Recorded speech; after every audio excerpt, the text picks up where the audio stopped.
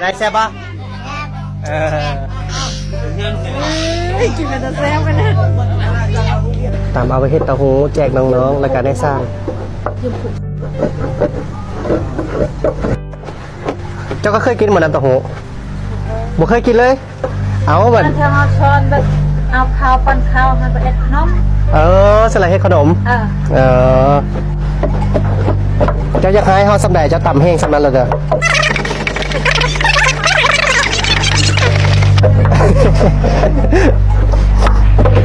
กันลักต่ำ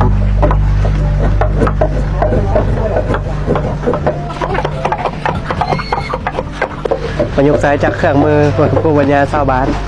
เป็นปกติมันจะเป็นซากตำข้าวเป็นโคกตำข้าวเนาะโคกตำข้าวตอนนี้ใกล้จะแลกแล้วใกล้จะแลกได้ที่แล้วตัวนี้ได้ที่แล้วหลังจากทำแล้วก็ซิมาตองแล้วก็ต้มอันนี้เป็นน้ำถั่วเหลืองแฮนด์เมด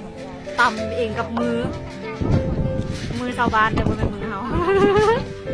น่าจะอมเกาหลีเลยด้านไหนใบเตยมัดใหญ่หอมๆคักสุดเข้มข้นจากน้ำเต้าหู้เป็นน้ำถั่วดำ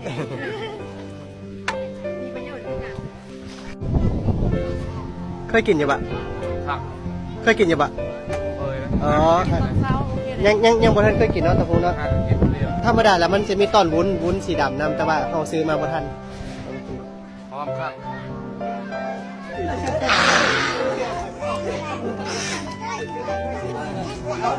เอาหนึ่งเติมเป็นเติมนะเติมเป็นเด็กน้อยเด้อต้องผมเป็นต่อกันได้ละต่อกันให้มันยินจะบอกทุกคนนี่แซ่บ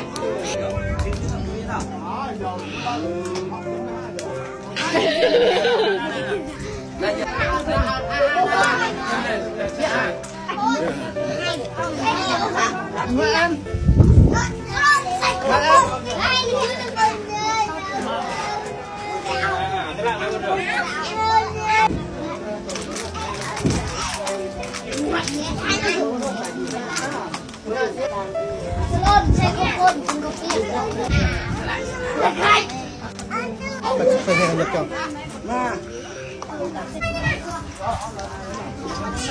เด็กผมยิ่งเลย